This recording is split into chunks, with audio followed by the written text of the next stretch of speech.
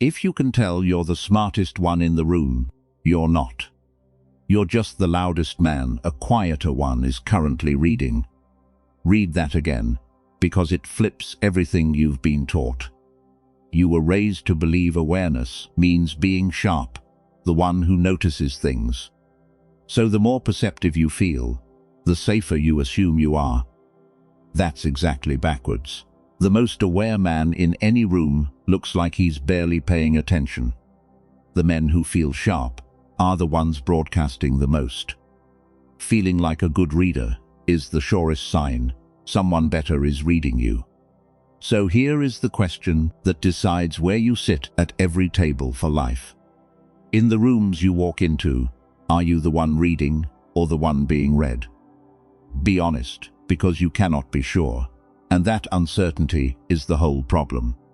There are 6 levels of social awareness, and almost every man is stuck on the bottom 2, dead certain he's on level 5. Today you find out where you actually rank, and I'll warn you, the 6th level is not what you think, and there is a man reading you right now, from a level above yours, while you sit here believing this video is about other people. Stay to the end. That's where you meet him. 500 years ago, Machiavelli wrote in his discourses that a leader who cannot see a conspiracy forming around him is already finished, and that the whole art of staying in power is reading intentions before they become actions. He did not mean spying, he meant something colder. The man who sees the move one beat before it happens does not need to fight it. He simply is not there when it lands. Before level 1, drop 4 words in the comments. I see the tiers, type it. By the end of this video, you will know which tier you have been living on, and exactly what the next one up requires. Level 1, the Oblivious, the man who cannot read the room because he does not know there is a room. Last time in this series, you learned hard work is a trap and leverage is the game. Here is what nobody told you next. Leverage is useless if you cannot see who is already reading you, and the oblivious man cannot see anyone because he cannot see past himself. You know this man. He tells the long story while 3 people are visibly trying to leave. He brings up the raise at the worst possible moment, right after the boss got bad news, because he was tracking his own need and nothing else. He is not stupid. Plenty of level 1 men are brilliant at their actual jobs. But socially, he is driving with the windshield painted over. He registers only what is happening inside his own head, and he assumes everyone else sees the same picture he does. Here is how you know if you have ever been here, and every man has. You said something in a meeting, and the temperature dropped, and you kept going, because you did not feel the drop until you replayed it that night at 1 in the morning, and suddenly went cold. That gap between the moment the room changed and the moment you noticed, that is level 1. The room spoke, and you got the message hours late. The mechanism is simple and brutal. At level 1, your attention is pointed entirely inward. And whatever you cannot see, other people can use. A man watching you at level 1 knows your mood before you say a word. Knows what you want. Knows exactly which button moves you, because you are broadcasting all of it and receiving none of theirs. You are playing poker with your cards facing the table. The move to climb out is the smallest one in this whole video, and the hardest to remember in the moment. This week, in one conversation, stop tracking what you are going to say next, and track one thing about the other person instead. Their hands. Whether they leaned back when you brought up a topic. Whether they said fine in the flat way that means the opposite. You do not have to act on it. You just have to see it. Seeing is the entire skill. Everything above level 1 is just seeing more. And here is why level 1 is so dangerous. Beyond the awkward moments. The oblivious man is not just missing social cues. He is the easiest man in any room to use. He thinks he is the main character. In a story everyone else is also starring in their own private version of it. The salesman reads him in 30 seconds, and prices him accordingly. The manipulative colleague knows exactly which flattery he will swallow whole. His own kids read him better than he reads them. He walks through life certain he is being straightforward and honest. He never realizes that being an open book is only a virtue when you are not surrounded by people who read. The tragedy of level 1 is not that he is unaware. It is that his unawareness is visible to everyone but him, and that visibility is a handle, and handles get pulled. Level 2, the reactive, the man who feels the room but a half-second too late to run it. This is where most grown men live, and most of them think it is the top. The reactive man notices the tension. He feels the joke land wrong. He catches the flicker of annoyance on his boss's face. But he catches it after it happens, so all he can do is respond to it. He apologizes after the offense. He softens after the room has already gone cold. He is always one beat behind the moment, cleaning up a spill he could have seen coming. You have lived this one intensely, the read receipt that sat there, and you felt the meaning of the silence in your gut, and you sent the follow-up that made it worse. The group chat that went quiet after your message, and you jumped in to explain yourself, and the explaining is what everyone remembered. At level 2 you have the radar, but the radar only pings on impact. You feel the hit as it lands. Never before. The mechanism is that reactive awareness is real awareness, but it runs on delay. And a beat of delay is the difference between reading the game and being played by it. The man one level above you does not react to the cold in the room. He saw it coming 3 sentences ago, and quietly changed course before it arrived. He looks calm and wise. He is not calmer than you, he is just earlier than you. The move up is to convert your hindsight into foresight, deliberately. After every tense exchange this week, replay it once and find the earliest signal you missed. The sentence before it went wrong. The shift in posture before the words changed. Do this 10 times and something strange happens. Your radar starts pinging earlier, on its own, because you have trained it on what the early signals actually look like. You stop feeling the hit on impact and start feeling it on approach. That is the doorway to level 3, and understand exactly what that half-second of delay costs you, because it is more than embarrassment. In a negotiation, the reactive man agrees to the number and feels the mistake a beat after the word leaves his mouth. In an argument with his wife, he says the sharp thing and watches her face change, and only then realizes what he detonated. In a meeting, he pushes his point and feels the room turn cold, and now he is defending instead of leading. The delay is not a small flaw. It is the entire difference between acting and reacting, between a man who moves the room and a man the room moves. Every important moment in your life is decided in the half-second the reactive man does not have. That is why climbing off level 2 is not a nicety. It is the whole game. Level 3, the reader. The man who sees the move as it forms, not after it lands. Now it gets rare. Fewer than 1 man in 10 operates here with any consistency. The reader walks into a room, and within a minute has a working map. He sees who is aligned with whom, by who they stand near and who they avoid looking at. He hears the thing under the sentence. When a colleague says it is fine, honestly, do whatever you think is best, the reader hears the specific flavor of not fine and knows a bill is coming later. He is not guessing. He is reading signals that were always there, that level 1 and 2 simply never learned to see. Picture a real one. A man in your office, quiet, mid-level on paper, who somehow always seems to know which project is about to get killed before the announcement, who is never surprised by a firing, who moved his energy off a doomed initiative a month before anyone else smelled smoke. People call him lucky, or plugged in, or say he has good instincts. He does not have instincts. He has a habit. He watches the signals everyone else is too self-absorbed to track, and he reads the story they are telling before the story becomes news. The mechanism is that most human intention leaks long before it acts. People telegraph. The boss who is going to pass you over starts making less eye contact weeks before the decision. The friend who is drifting starts replying slower and shorter. The reader has simply learned that behavior is data, and he collects it constantly, quietly, without needing to be told anything directly. Machiavelli's whole warning to princes was this: the conspiracy is visible before it strikes. In the changed behavior of the men around you, if only you are watching the behavior instead of your own reflection.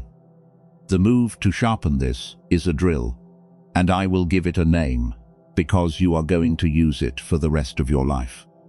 Call it reading the room's wiring this week, in any group. Pick one thing to map. Who does everyone look at when a decision needs making, regardless of who has the title? That single question reveals the real power line in any room, which is almost never the one on the org chart. Find the person the room's eyes go to. You just read the wiring. Do it in every room until it is automatic. And here is the discipline that separates a real reader from a man who just thinks he is perceptive. The reader treats behavior as evidence, and he never decides on a single data point. One short reply is nothing. A pattern of short replies from a person who used to write paragraphs is a story. One missed invitation is nothing. 3 from a man who used to seek you out is a message.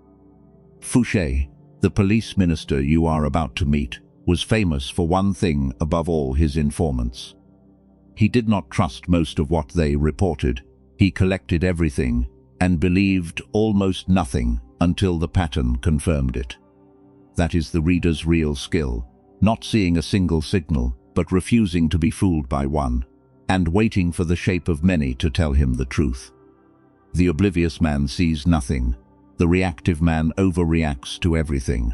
The reader watches, collects, and waits for the pattern to speak.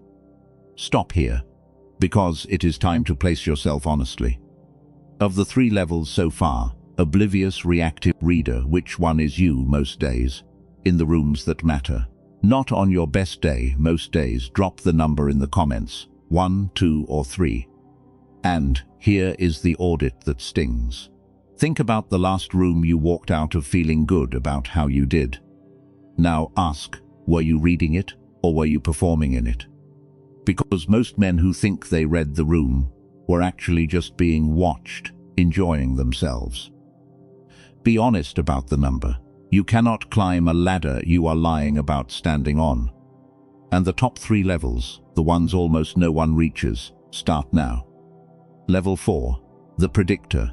The man who does not just read the move forming, he knows what you will do next before you do. This is where reading becomes power. The reader sees the present clearly. The predictor runs the present forward. He has watched you long enough and pays close enough attention that he can tell you how you will react to a piece of news before he delivers it. He knows which of 2 options you will pick, because he knows what you value and what you fear. He is not psychic. He has simply gathered enough data on the specific humans around him to model them, and a modeled man is a predictable man. Here is where the anchor of this whole video lives. It is one of the most extraordinary true stories in the history of power. His name was Joseph Fouché. He was a failed priest from a small town near Nantes who became Napoleon's minister of police. And he did something almost no one in history has managed. He survived everything. He served the French Revolution and voted to execute the king. Then he served the Directory that followed. Then he served Napoleon's empire. Then he helped bring back the very Bourbon monarchy, whose king he had helped kill. 5 separate regimes, each of which destroyed the last, and each of which wanted the men from the previous regime dead. And through all of it, across 30 years of guillotines and coups and collapses, Fouché kept his position and kept his head. How? Not with an army, not with charm, with information, Fouché ran an intelligence network so vast that in Paris alone he is documented as deploying around 10,000 informants. He kept dossiers on everyone who mattered, including a dossier on Napoleon himself. He knew who was plotting against whom, before the plotters had finished deciding. And here is the level 4 genius. He did not just collect what people had done, he used it to predict what they would do next, which meant he always knew which way the wind was about to turn, before anyone else felt a breeze. When Napoleon looked strong, historians have documented, Fouché was already quietly in contact with Napoleon's enemies, because he had predicted the fall before it was visible. He did not bet on a regime. He bet on his ability to read which regime was coming, and he was right 5 times in a row. One contemporary said he was despised by everyone for his betrayals, yet sought by everyone for his usefulness, because a man who can see the next move is too valuable to kill. The mechanism of level 4 is pattern over time. The predictor watches the same people long enough to know their tells, their fears, their reflexes, and then he simply extends the line forward. The move for you is smaller than Fouché's empire, but built from the same brick. Pick one person who matters in your life or work, and, this week before an interaction, write down one prediction. How will he react if I bring this up? Then watch. You are training the same muscle, the extension of a read into a forecast. Do it enough, with enough people, and you stop being surprised by anyone. And a man who is never surprised is a man who can never be ambushed. Fouché was not the only one who played this game at the top of history. In the same era, a French diplomat named Talleyrand survived the same 5 regimes beside him, and when Talleyrand died, someone in the room supposedly asked what he had meant by a certain move, because no one could ever tell with him whether a thing was an accident or a plan 3 steps deep. That is the signature of level 4. To everyone below, the predictor's moves look like luck, or timing, or instinct. Only another predictor can see that the man simply read the pattern and stepped where the future was going to be. The rest of the room is always reacting to what just happened. The predictor is already standing where the next thing will land, looking relaxed, because for him it already happened, days ago in his head. Level 5, the shaper, the man who no longer just predicts the room, he arranges it. At level 5, awareness becomes architecture. The shaper reads the room, predicts the players, and then quietly sets the conditions, so the outcome he wants becomes the outcome everyone chooses on their own. He does not argue for his idea in the meeting. He plants it, days earlier, in a one-on-one with the person the room looks at, so that when the meeting happens, his idea arrives in someone else's mouth and passes as the group's own conclusion. He does not win the room. He built the room before anyone else walked in. You have watched a shaper work and mistaken it for consensus. The decision that felt like everyone naturally agreed. The initiative that seemed to gather its own momentum. Somewhere behind that often is a level 5 man who read the wiring, predicted each player, and made a few quiet moves in advance that shaped the whole thing while staying completely invisible inside it. This is the level where power stops looking like power. It looks like things simply going a certain way. The mechanism is that shaping requires all the levels beneath it, loaded in order. You cannot shape a room you cannot predict. You cannot predict players you cannot read. You cannot read signals you are too oblivious to notice. This is why the levels are a ladder and not a menu. Each one is built out of the one below. Machiavelli understood the shaper perfectly, because the shaper is what he was describing when he wrote that the wise prince arranges things so that his people need him, and so that events unfold as if by necessity, when in truth the necessity was engineered. The shaper makes his outcome feel like weather, inevitable, nobody's fault, nobody's doing. The move here is not something you will master this week, but you can take the first step. Next time you want something from a group, do not bring it to the group.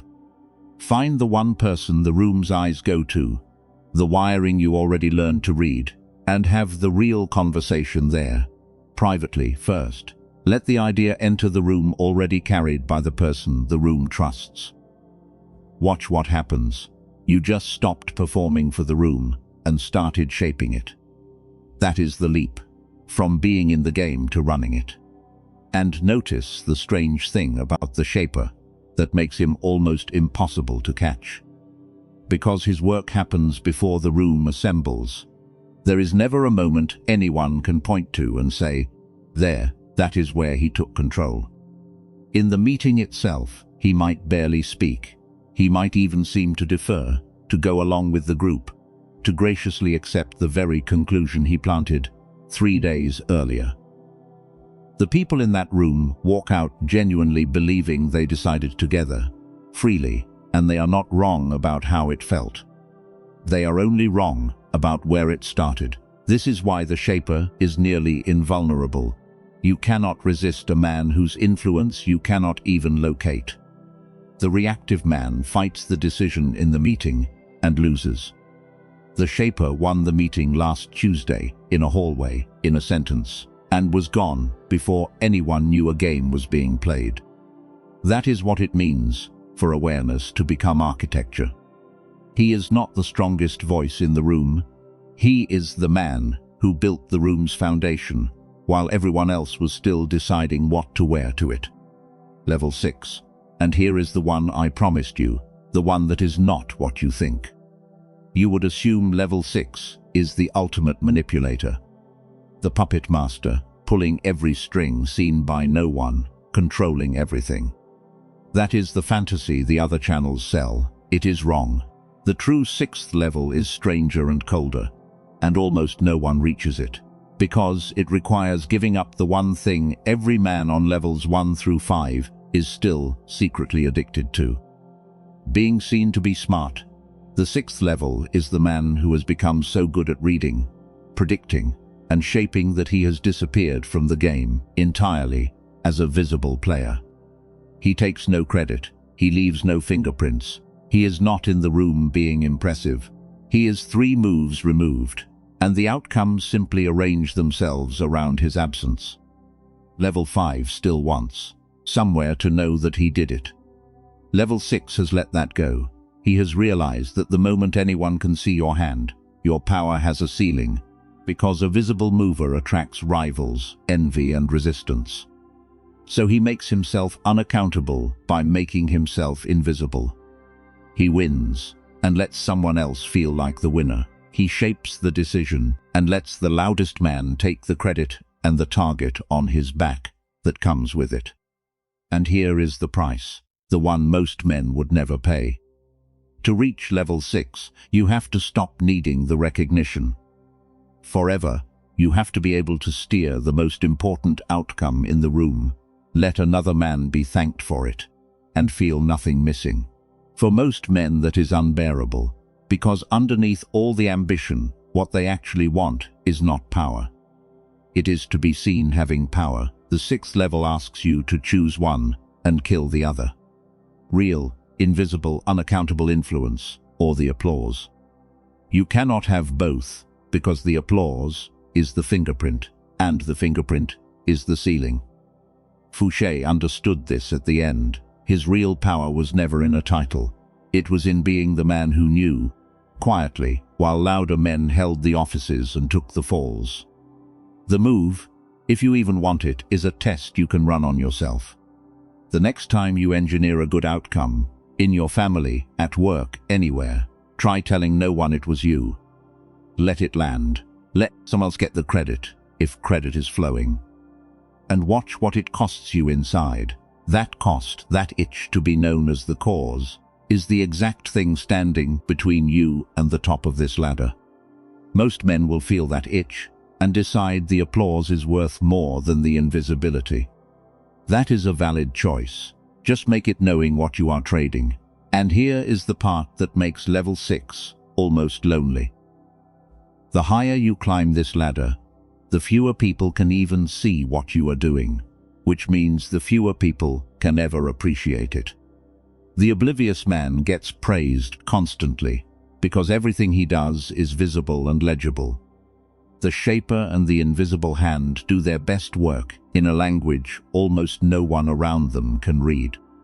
You will arrange the outcome that saves the company and watch a louder man get promoted for it. You will diffuse the family conflict before it detonates, and no one will ever know there was a bomb, because you removed it while it was still ticking quietly in a corner. Only you noticed. The reward at the top of this ladder is not recognition. It is the outcome itself and the cold private knowledge that you caused it. If that is not enough for you, and for most men it is not, you will stop at level 5, wanting the room to see your hand. Only the man who finds the outcome itself sufficient can afford to disappear. That is the final tuition of the 6th level, and almost no one is willing to pay it. Now the turn, and it is the whole point of this video, so sit with it. For 20 minutes, you have been climbing this ladder as the reader, rating other men. Where does my boss rank? Where does that quiet guy rank? Where do I rank above the people around me? But the ladder does not only go up, it looks down too, and right now as you sit here, there is someone in your life who is reading you from a level above the one you are on. Think about it honestly. Somewhere there is a person who already predicted you would click a video exactly like this one. Somewhere there is a colleague reading your behavior this week, the way level 3 reads signals. He is watching you telegraph a decision you have not consciously made yet. Somewhere there may be a shaper who has already arranged a situation you think you are freely walking into. The uncomfortable truth of the ladder is that your level is not just how well you read others. It is also how exposed you are to everyone above you. The oblivious man is naked to all 5 levels over him. The reader is still transparent to the predictor and the shaper. Even level 5 is visible to the rare level 6. Make it concrete, because it is happening in your life right now, not in theory. The co-worker who always seems to know what you will say in the meeting before you say it, and positions himself accordingly. He is a level above you, and you have been calling it him being sharp. The family member who can get you to agree to things you did not want to agree to, every single time, at the same holiday, in the same way. That is not you being generous. That is you being read and steered by someone who mapped you years ago. The boss who somehow always frames the conversation, so the outcome he wanted feels like your idea. You have been walking into shaped rooms your whole life, and calling them your own decisions. The ladder was never a tool for rating the people beneath you. It was a mirror, and the reflection is a man who has been read, predicted, and shaped by people he never once thought to look up at. So the real question was never, where do you rank over the people below you? It is who is above you right now, reading you, predicting you, maybe shaping you, while you sit comfortably rating everyone else. That cold feeling you have right now, that someone might be a level up on you at this exact moment, is not paranoia. It is the first honest look up the ladder you have taken. And it is the beginning of climbing, because you cannot rise a level you refuse to admit exists above you. So there is the ladder, oblivious, blind to the room, reactive, feeling the hit on impact. Reader, seeing the move as it forms, predictor, knowing your next move before you do, shaper, arranging the room so the outcome chooses itself. And the invisible hand, who gave up the applause to become unaccountable. 6 levels, each built from the one below, each one a door most men never knew was there. And the audit from the middle, the number you dropped. Wherever you are honestly standing, oblivious, reactive, or reader, the climb is the same climb. You rise one level by doing one thing more than the level below you does. The reactive man sees the hit late. The reader trains until he sees it early. The predictor watches long enough to run it forward. Every level is just the last level, plus more attention, paid more deliberately, on other people, instead of on your own reflection. The whole ladder is a war against your own self-absorption, and every rung you climb, you win a little more of that war. Here is what changes when you start climbing. You stop being surprised. The ambush stops working, because you saw it forming. The room stops moving you around, because you can feel the hands before they land. And slowly, you move from the man being read to the man reading, from the piece to the player, and eventually, if you are willing to pay the strange price of the top, to the man no one even remembers was in the room, who nonetheless decided what the room would do. Say it one more time, and mean it now. I see the tears. You are one of the pack now, and the pack does not sit at the bottom of a ladder. It pretends is the top. If this changed how you see every room you walk into, subscribe, because this is one law in a series on how power actually moves. And the next one is the test that every level of this ladder eventually faces. What happens the moment someone tries to knock you down a level in public, in front of everyone, on purpose? There is a cold protocol for it, and once you own it, the man who tries to shame you in public becomes the one who looks small. That is next in the power laws. Do not miss it. See the room before it sees you. Read the wiring, not the org chart. And remember, the moment you feel someone reading you from above, do not flinch. Look up the ladder and start climbing, because someone up there already knows you can.